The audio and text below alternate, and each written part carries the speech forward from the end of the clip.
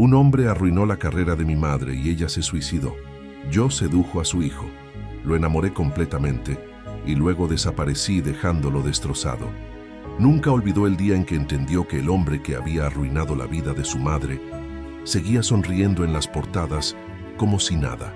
Catalina revisaba el obituario de su madre por milésima vez, aunque ya conocía cada palabra. Los dedos le temblaban mientras deslizaba el cursor sobre la fecha, 3 de marzo de 2017. 7 años. 7 años desde que encontraron el cuerpo en el departamento silencioso. Había dejado de leer la nota de suicidio. La tenía memorizada letra por letra.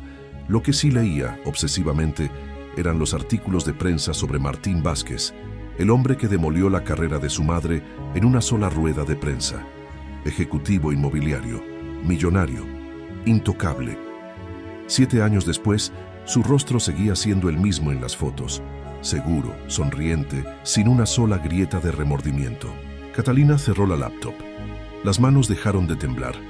Eso le pasaba siempre que dejaba de pensar en el dolor y se enfocaba en lo que tenía que hacer. Su madre había sido arquitecta, visionaria, innovadora, ganadora de premios internacionales. Catalina recordaba verla en televisión, radiante, explicando un proyecto que le brillaba en los ojos.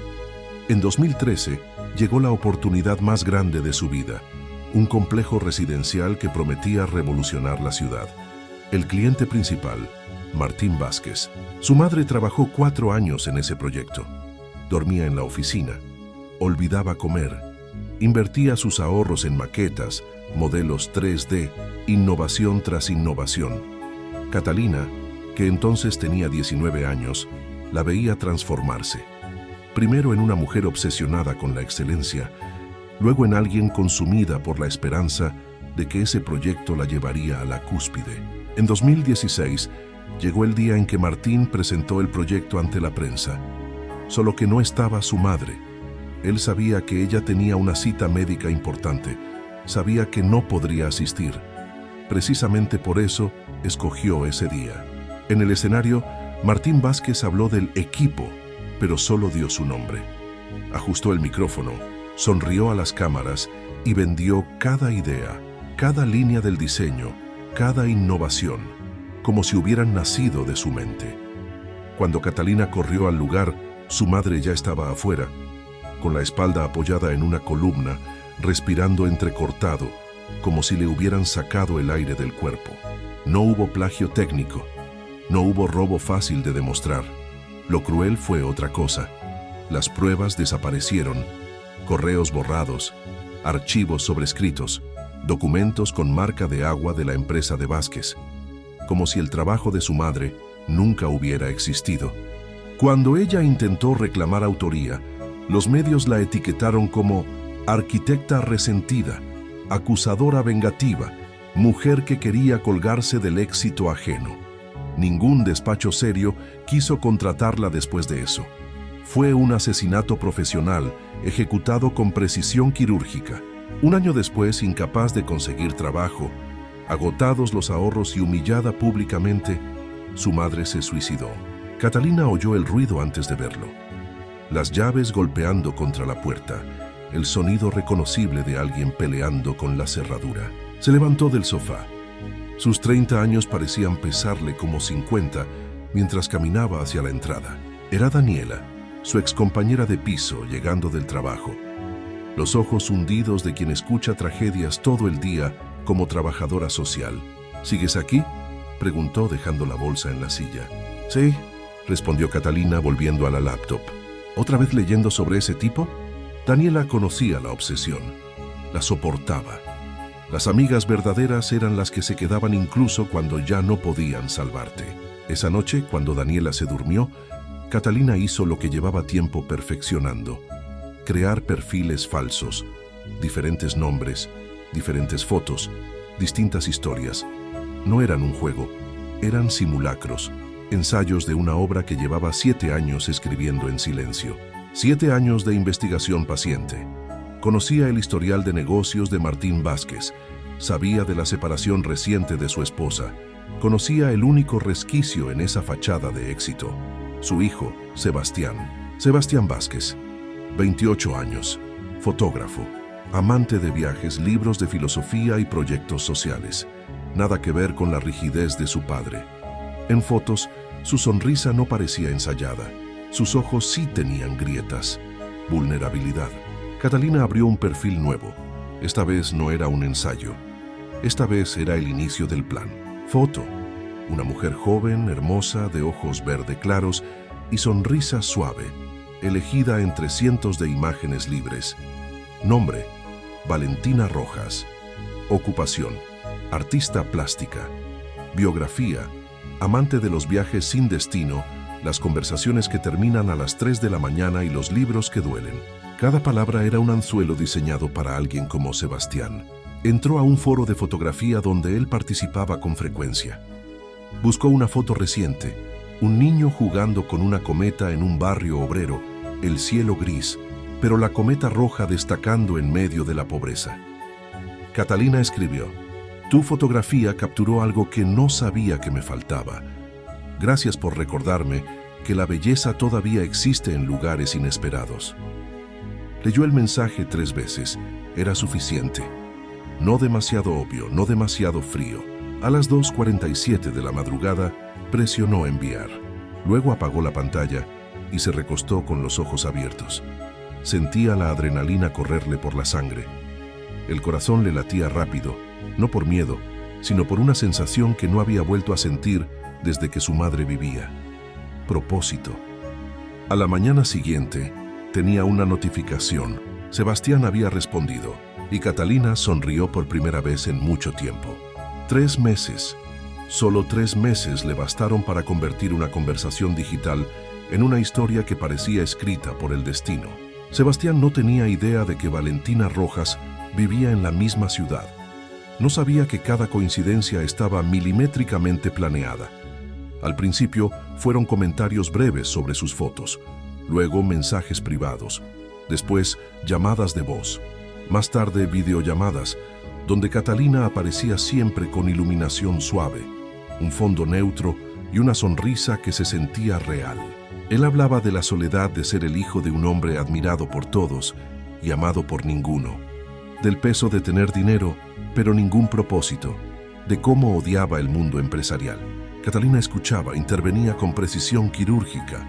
No tienes que ser él, le escribió una noche. Hay infinitas formas de romper con la historia que te dieron. Cada mensaje era una caricia en el lugar exacto donde Sebastián estaba roto. Cada frase lo hacía sentirse visto. El primer encuentro presencial no fue casualidad, pero lo parecía. Una exposición de fotografía emergente. Catalina sabía que él estaría ahí porque ella misma propuso en el chat grupal del foro asistir a esa galería. Valentina también iba. Sebastián la vio antes de que ella fingiera verla a él. Sus ojos se abrieron un poco más, respiró hondo, se llevó la mano a la nuca. Catalina reconoció la mezcla de nervios y esperanza. Había visto ese gesto en docenas de hombres antes, pero con Sebastián era diferente. En él se veía honesto. «Valentina», susurró. Ella giró. Sus labios dibujaron una sorpresa perfectamente calculada. «Sebastián, no puedo creerlo». Sus dedos temblaron ligeramente al estrechar la mano de él. Esta vez, el temblor no era parte del plan, era otra cosa. Una parte de ella que empezaba a desobedecer. Esa noche cenaron juntos. Después, casi todas las noches. Sebastián le contaba que quería alejarse del apellido Vázquez, que deseaba dedicarse a la fotografía social, documentar historias de personas olvidadas, historias de injusticia, historias como la de su madre. Catalina sentía que se abría una grieta en su pecho cada vez que él hablaba de justicia, sin saber que estaba sentado frente a la consecuencia viva de una injusticia. Él se enamoró rápido. Ella tenía como misión acelerar ese proceso, pero mientras más lo escuchaba, más difícil se volvía separar la máscara de Valentina de la persona que había debajo. Un viernes, después de una caminata sin rumbo, se quedaron en el departamento que Catalina había alquilado solo para este plan. Un lugar sin fotos, sin historia, sin objetos personales. Neutro, perfecto para una identidad inventada. Sebastián la miró largo rato antes de hablar. Sus manos se frotaban entre sí, nerviosas. «Tengo miedo de decir esto», confesó. porque no sé qué harás con ello. Catalina sintió un impulso de detenerlo, pero se quedó quieta. Te amo, dijo él, y una lágrima se le escapó sin que pudiera evitarlo. Sé que es absurdo, sé que no han pasado años, pero nunca me había sentido tan real. La palabra real le atravesó la garganta a Catalina. Él, quien estaba enamorado de una ficción, le hablaba de realidad. Lo besó, porque era lo que se suponía que debía hacer, pero en medio del beso, sus manos comenzaron a temblar. Esta vez, de verdad. Esa noche en el baño, con la luz apagada, Catalina se miró en el espejo. No veía a Valentina, tampoco a la Catalina de antes. Veía a alguien partido en dos, la que había jurado destruir al hijo de Martín y la que acababa de escuchar un te amo, que nada tenía que ver con su madre, ni con Vázquez, ni con el pasado. Al día siguiente, el plan avanzó al siguiente paso. Catalina dejó el laptop encendido, una carpeta abierta y minimizada, un correo programado. Sebastián llegó temprano. Ella fingió estar distraída. Salió a comprar algo al café de la esquina. Tardó exactamente el tiempo suficiente. Cuando regresó, Sebastián estaba sentado frente a la computadora. El rostro pálido, los ojos llenos de algo irreconocible. En la pantalla había un video en pausa. En la miniatura aparecía el rostro de Catalina, su verdadero rostro, sin lentes de contacto verdes, sin filtros, sin sonrisa suave. Ella, directa, mirándolo a los ojos. ¿Quién eres?, preguntó Sebastián con la voz rota. Catalina tragó saliva. Sebastián. Él dio play. En el video Catalina hablaba. Si estás viendo esto, significa que encontraste lo que necesitabas ver.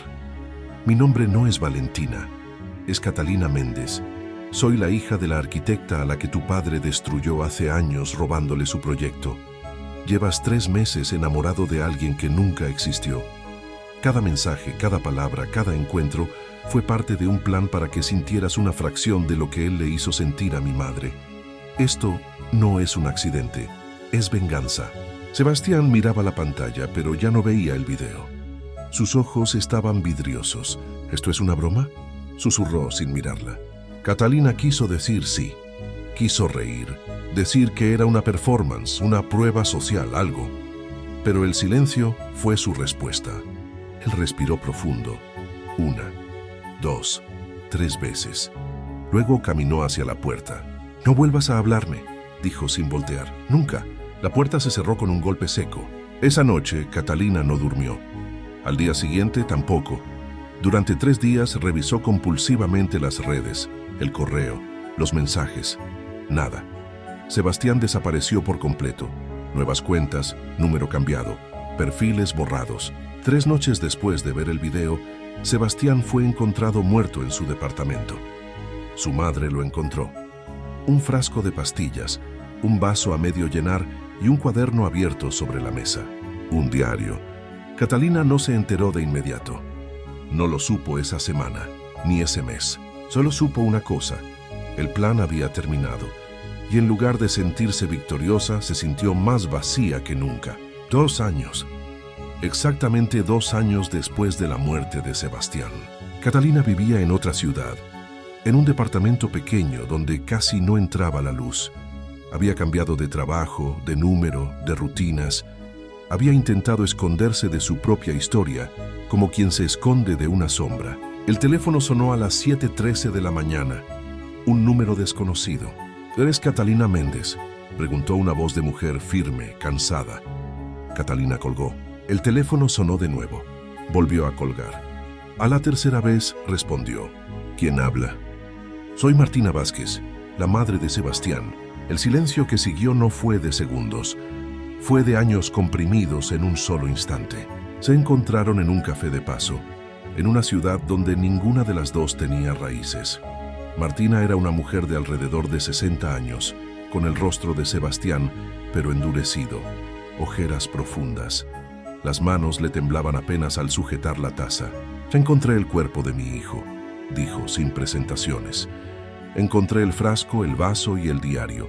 Él escribía todas las noches, meses enteros sobre una mujer llamada Valentina. Luego, sobre una mujer llamada Catalina. Deslizó por la mesa una fotocopia. una página del diario. «Lee», pidió Martina. La letra era clara, ordenada. «Hoy vi el video. Valentina no existe, se llama Catalina. Mi padre destruyó a su madre. Ella decidió destruirme a mí. No puedo enojarme con ella sin enojarme conmigo mismo, porque en alguna parte entiendo ese dolor. Entiendo la necesidad de hacer que alguien más lo sienta. No estoy escribiendo esto para justificarla. No hay justificación. Pero tampoco la hay para lo que hizo mi padre. Mi vida no comenzó con mis errores, comenzó con los de él. Y ahora siento que solo soy una pieza más en una cadena de daño que no sé cómo romper». Catalina dejó caer la hoja. Las manos le temblaban. «Joss», intentó decir algo, pero la voz no le salió. «Encontré entradas anteriores», continuó Martina. «Escribía sobre cómo se sentía vivo contigo, aunque no supiera quién eras realmente. Sobre cómo por primera vez pensó que podía ser alguien diferente a el hijo de Vázquez. Luego encontré la última entrada. Sacó otra fotocopia. Mi padre destruyó a su madre. Ella destruyó a mi Valentina. Yo destruiré ahora la versión de mí que creía amar. No sé cómo detener este ciclo. Lo único que sé es que no quiero seguir siendo parte de él. Si algún día Catalina descubre lo que es vivir con esta culpa, tal vez entienda lo que siento ahora. Tal vez eso baste para que no se convierta en mi padre, o en el suyo. Si eso pasa, si alguna vez decide ser diferente, ojalá pueda perdonarse más de lo que yo puedo perdonarme hoy». Catalina apretó los labios. Sintió un ardor en los ojos, pero las lágrimas seguían negándose a salir. «No sabía que se suicidaría», murmuró al fin. «Yo solo quería que su padre sintiera algo, hacerle saber que podía destruir lo único que amaba». «Sebastián no era lo único que amaba», respondió Martina con dureza. «Era una persona, mi hijo». La voz se quebró en la última palabra. «He pasado 2 años siguiéndote», continuó. 2 años viendo tus trabajos, tus cambios de dirección, tus intentos de desaparecer. Te he observado con el mismo morbo con el que una vez observé a tu madre desmoronarse en silencio. Porque sí, yo la conocía». Catalina levantó la mirada. «¿La conocías? Fuimos amigas en la universidad. Antes de que yo conociera a Martín, ella era brillante, tenía un futuro enorme. Cuando mi esposo le robó el proyecto, yo estaba ahí. Lo vi todo, sabía que era injusto, y no hice nada. Tenía miedo de perder mi vida cómoda, miedo de perder a mi hijo, miedo de enfrentar a mi propio esposo». Sus manos se cerraron sobre la taza. «Cuando tu madre se suicidó me enteré. Lo vi en las noticias, me sentí culpable. Pero aún así seguí callada, y ahora mi hijo está muerto, y tú eres la que sembró la última semilla». Martina sacó su teléfono. Mostró la pantalla, una noticia en un diario nacional. «Arquitecta señalada por robar. Proyecto a famoso empresario habría sido la verdadera autora. Revela nueva investigación». «Te envié todo lo que reuniste durante años», dijo. «Correos recuperados, grabaciones, documentos. El caso se reabrió. Están investigando. No sé si meterán a Martín a la cárcel porque está viejo y tiene abogados caros, pero al menos el nombre de tu madre será limpiado.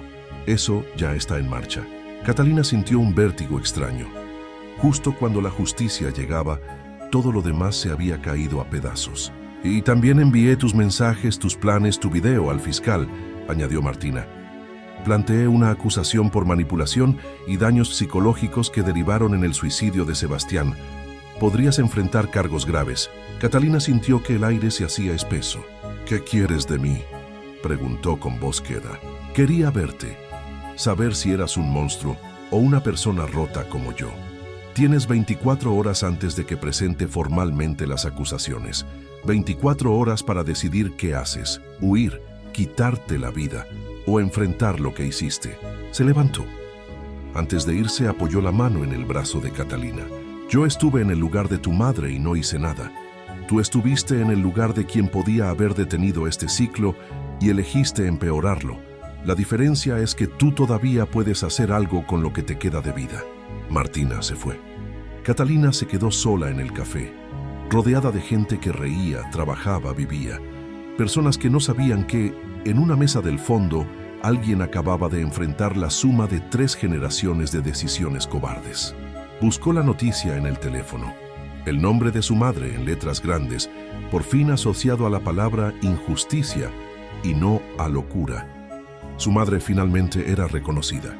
Sebastián seguía muerto, y Catalina, viva, se sentía como el eslabón más sucio de toda esa cadena. Las primeras horas después del café las pasó en automático.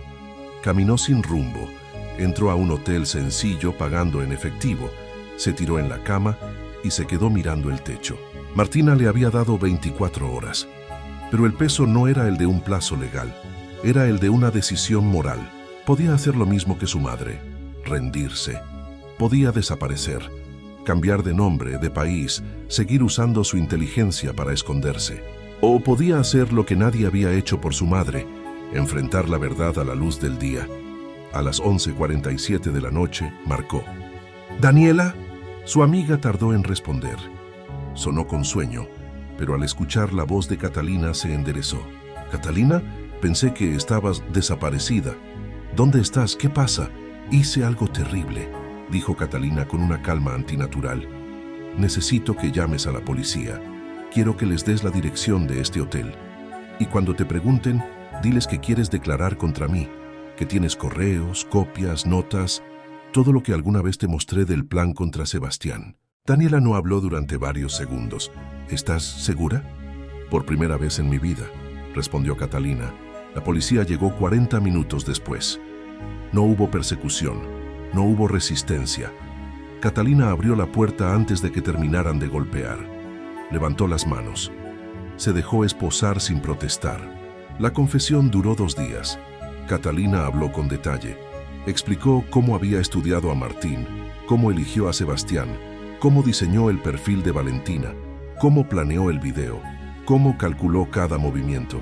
No culpó a Martín por sus decisiones. Explicó su dolor, pero lo separó de la responsabilidad. «Yo decidí que él era un instrumento», dijo al final. «Yo reduje a un ser humano a una herramienta de venganza.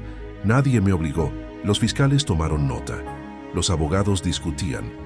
Legalmente, probar que la manipulación fue causa directa del suicidio no era sencillo, pero moralmente no quedaba duda». Días después, antes de la formalización total de los cargos, Martina pidió verla en la sala de visitas del juzgado. Esta vez Martina parecía más frágil, pero sus ojos tenían algo diferente. Cansancio, sí, pero también una especie de resolución. «Mi abogado quiere que siga adelante con todo», empezó. «Dice que puedes pasar años entrando y saliendo de juzgados, que, aunque no termines en prisión muchos años, quedarás marcada para siempre, que eso sería justicia». «Lo es», respondió Catalina. «Es lo que merezco». «Eso es lo curioso», replicó Martina. «Por primera vez no suenas como alguien que está actuando». Se miraron en silencio. «Leí el diario de Sebastián muchas veces», continuó Martina, «especialmente la última página. No solo escribió sobre el ciclo y la culpa, también escribió algo que no te mostré la primera vez». Sacó otra fotocopia, más gastada que las anteriores. «Si algún día ella se da cuenta de lo que hizo, realmente, si no solo lo justifica con la historia de su madre, sino que lo siente hasta que le cueste respirar, tal vez tenga la oportunidad de ser distinta. No quiero que otra persona viva con esto, ni ella, ni mi padre, ni mi madre. Si algo deseo es que alguien tenga el valor de parar, aunque yo ya no pueda». Martina apretó la hoja entre los dedos. «Mi hijo al que destruiste pidió eso», dijo. «No justicia, no venganza. Pidió que alguien tuviera el valor de parar. Tú entregándote es lo más cerca que he visto a eso en toda mi vida». Catalina bajó la mirada. «¿Qué vas a hacer?», preguntó. Martina respiró hondo. «Voy a retirar la denuncia. Jurídicamente, puede que sigan algunos procesos menores, pero la acusación por provocar su suicidio la voy a quitar». Catalina la miró con incredulidad sincera. «No lo hagas por mí», dijo. «Yo merezco». «No lo hago por ti», interrumpió Martina con una firmeza cortante. «Lo hago por mí y por él. Llevo décadas siendo parte del problema. Callé cuando tu madre fue destruida. Consentí a un esposo corrupto. Miré hacia otro lado cuando mi hijo cargaba con una historia que no eligió. Seguir persiguiéndote puede darme la ilusión de justicia, pero en el fondo solo extendería el ciclo. No quiero que mi última decisión en este mundo sea empujar a otra persona al vacío. Prefiero que tu condena sea vivir con esto y que hagas algo útil con esa culpa. Salió de la sala sin abrazarla. Los cargos pesados fueron retirados. Quedaron procesos menores, sanciones, antecedentes. Catalina salió del juzgado libre, pero la libertad le pesaba más que cualquier celda. 5 años después, esa libertad pesaba distinto. Catalina dirigía un centro pequeño de apoyo para personas víctimas de manipulación emocional, violencia psicológica y relaciones destructivas. No era una ONG famosa, no tenía grandes patrocinadores, pero cada semana docenas de personas cruzaban esa puerta con la mirada rota. Las paredes estaban blancas, en una de ellas una foto en blanco y negro, un joven sosteniendo una cámara, riendo, con la cabeza ligeramente inclinada. Era Sebastián. Nadie en el centro sabía quién era. Para todos, era un recordatorio de que una vida puede cambiar por una sola relación. Una tarde, llegó una chica con las manos apretadas en el bolso, los ojos rojos de tanto llorar. «Mi novio», empezó. Bueno, no sé si era mi novio. Descubrí que llevaba años fingiendo ser alguien que no era. Usó mi historia para un experimento social. Dijo que todo era por arte. Grabó conversaciones, jugó con mi mente, y cuando quise enfrentarlo me dijo que yo exageraba. Siento que no valgo nada. Catalina la escuchó, tomó notas, hizo preguntas suaves, validó su dolor, y al final de la sesión hizo lo que hacía con casos como ese. Confesó, no como terapia espectáculo, no como morbo, sino como método honesto de asumir responsabilidad.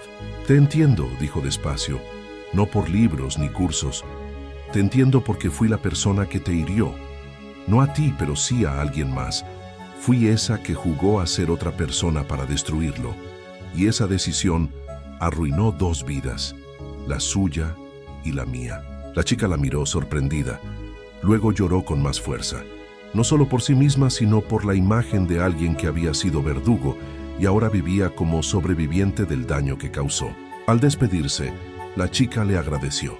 Pensé que nadie podría entender cómo es esto desde adentro, dijo. Saber que alguien lo ha hecho y aún así está aquí, no lo justifica, pero me hace sentir menos sola. Esa noche, Catalina llegó a su departamento y por primera vez en años lloró sin contenerse. No por culpa, ni siquiera solo por Sebastián. Lloró por todos, por su madre, por Martina, por Sebastián, por ella misma, por la chica que había atendido. Lloró porque la venganza, vista desde lejos, parecía justicia, pero vivida desde dentro solo era otra forma de seguir hiriendo. 10 años después de la muerte de Sebastián, Catalina caminó por un sendero de tierra entre lápidas. Las flores en la mano le temblaban ligeramente. El viento era frío. La tumba era sencilla. Sebastián Vázquez, hijo, amigo, soñador, nada más. Martina ya estaba allí, más encorvada, más delgada. Los años se le notaban en cada hueso, pero cuando vio a Catalina hizo un gesto con la cabeza, como quien saluda a alguien de la familia. No había odio en sus ojos, tampoco un perdón explícito. Había algo más complejo, el reconocimiento de 2 vidas marcadas por las mismas decisiones ajenas y propias. Se quedaron de pie un rato en silencio frente a la lápida. ¿Crees que le habría gustado lo que hiciste con tu vida?, preguntó Martina al fin. Catalina pensó en el centro, en las personas que habían dado media vuelta en la puerta y luego regresado al saber que alguien las entendía. Pensó en cada sesión, cada historia, cada intento de usar su culpa como herramienta y no como excusa. Creo que habría preferido una vida donde nada de esto fuera necesario, respondió. Una vida donde su padre no hubiera destruido a mi madre. Una vida donde yo no hubiera sentido la necesidad de destruirlo a él. Una vida donde tú no te culparas por todo. Nada de eso pasó. Esta es la única versión que tenemos. Martina asintió. Leí el diario otra vez, dijo. La parte donde habla de ti con odio y la parte donde habla con esperanza. No esperanza en ti, en la idea de que alguien, algún día, se atreviera a ser diferente. Catalina sacó de su bolsillo una fotocopia doblada. La misma última página del diario de Sebastián que llevaba años con ella. La leyó en silencio por última vez. Luego la dejó sobre la lápida. El viento sopló. El papel se levantó, voló entre las lápidas y desapareció detrás de unos árboles.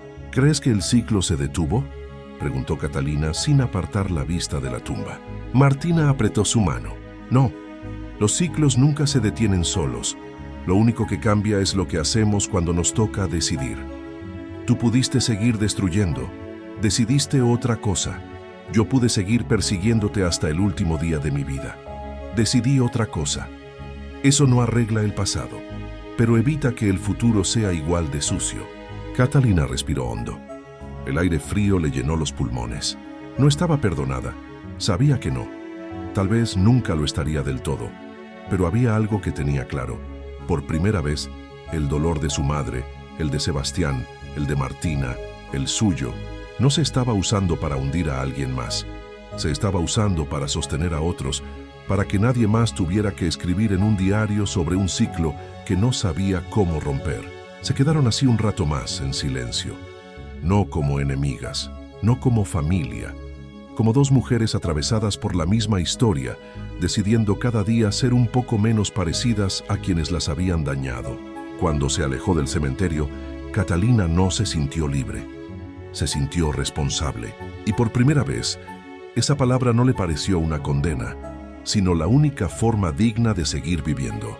Esta es la historia de tres mujeres, una que fue destruida por decisiones que no eligió, una que presenció esa destrucción y no hizo nada, y una que decidió ser destructora como respuesta. Pero es también la historia de lo que sucede cuando alguien finalmente elige pausar el ciclo. No es una historia de perdón perfecto, no es una historia donde la justicia llega como debería. Es una historia sobre vivir con lo que hicimos y decidir que ese peso sea útil. Si alguien que está viendo esto se parece a una de estas mujeres, quiero que sepas algo. Si fuiste la que fue destruida, tu historia no termina con el silencio. Si fuiste la que miró hacia otro lado, todavía hay tiempo. Y si fuiste la que causó el daño, hoy es el primer día que puedes ser diferente. Así que te pido algo. Si esta historia te tocó, no la guardes. Comparte, porque la vida es demasiado corta para vivir en silencio. Suscríbete, dale like, comenta, etiqueta a alguien, porque la próxima persona que la necesita está esperando encontrarla. Gracias por estar aquí. Gracias por escuchar. Nos vemos en la siguiente historia.